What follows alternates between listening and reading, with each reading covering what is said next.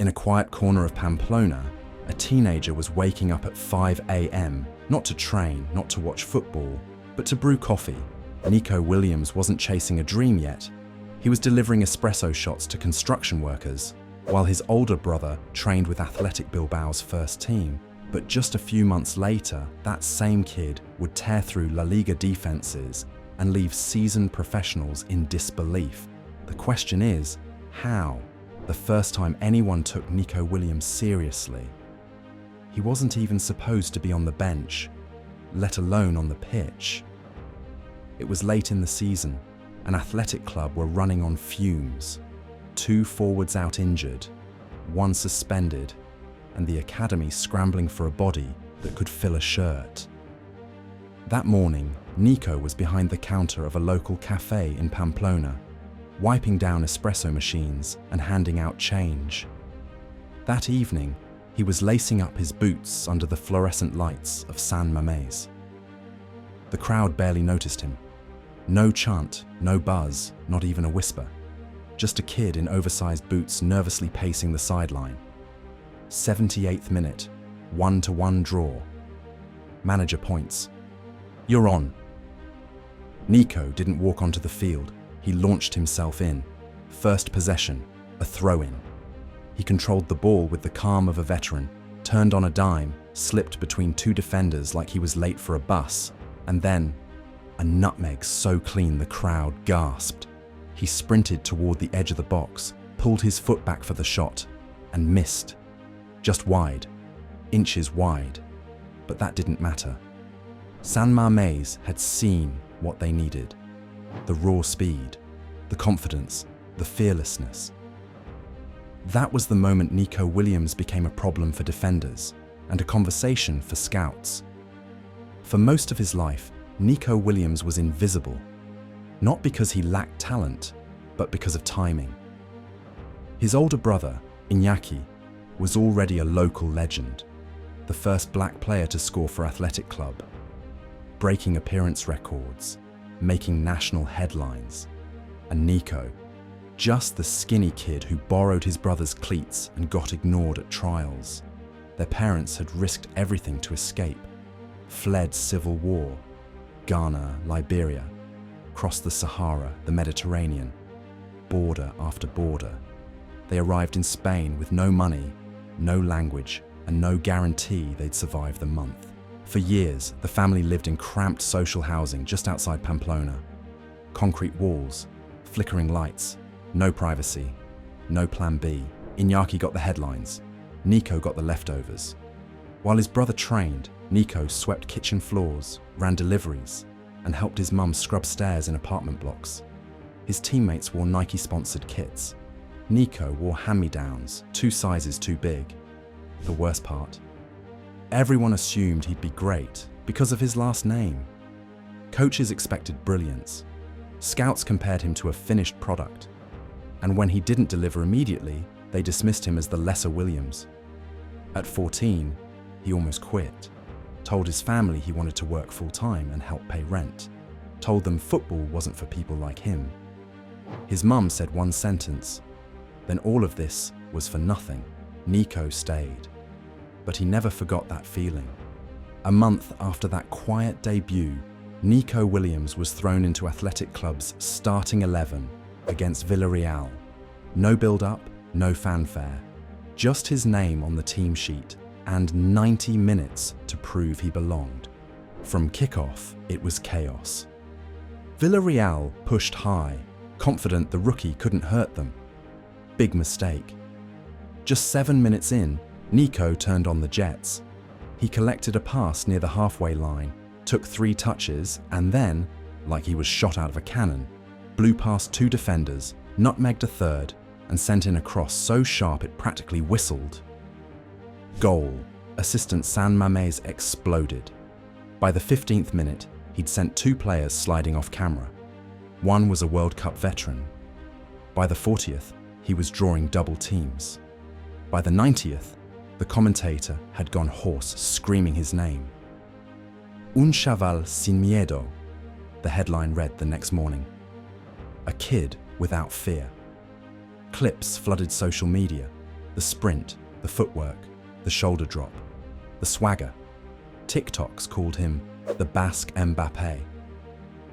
On Spanish radio, a pundit asked, "Are we watching Spain's next superstar?" In the locker room, the veterans clapped as he walked in. He sat down, soaked in sweat, barely able to speak, just smiled.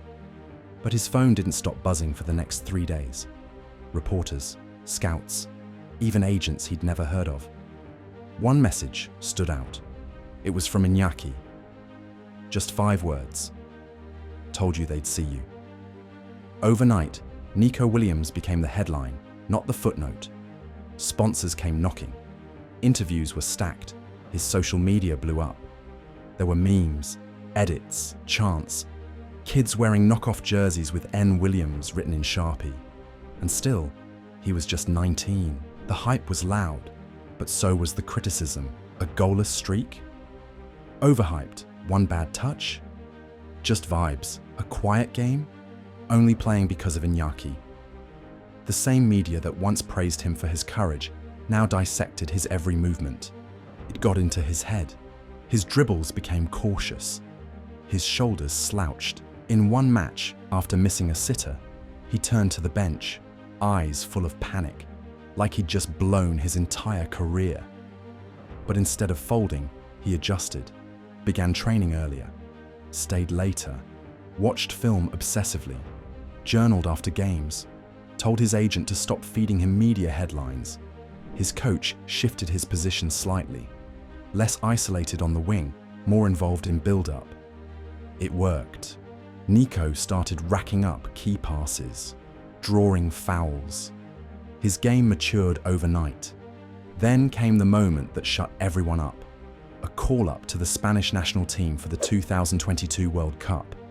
And he didn't just sit on the bench, he came on, impacted games, and earned praise from players he grew up watching on TV. "He's the future," said Luis Enrique. "Electric, but smarter than people think." Suddenly, Nico wasn't just riding momentum, he was shaping it. It was the 88th minute. Spain were desperate. A 0-0 draw meant elimination. Portugal had held firm for 87 minutes, parking the bus with veteran precision. Spain's attacks fizzled. Passes died in the final third. And just when it looked like the moment had passed, Luis Enrique made one last call. Nico. The teenager pulled off his warm-up bib, tightened his laces, and walked to the edge of the pitch. Not with swagger, not with fear, just focus. The camera zoomed in. Viewers at home leaned in. The commentator hesitated. "Well, this is interesting." Nico entered with less than 3 minutes of regular time. No one expected him to touch the ball more than twice.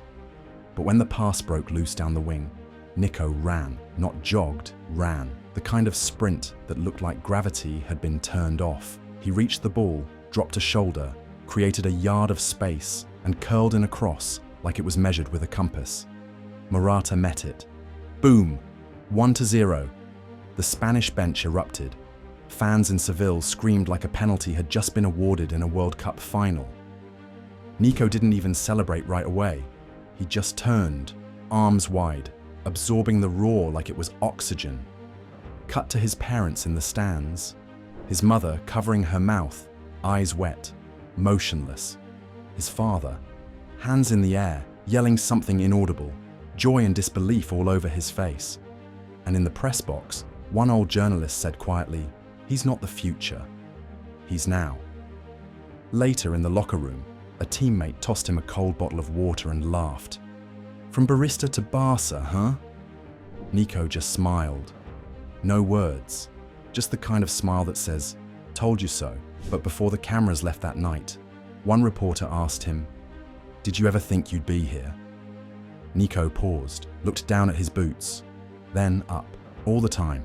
For most players, that Nations League assist would have been a career highlight. For Nico Williams, it was a warning shot. Since that night, he hasn't slowed down. More minutes, more starts, more headlines.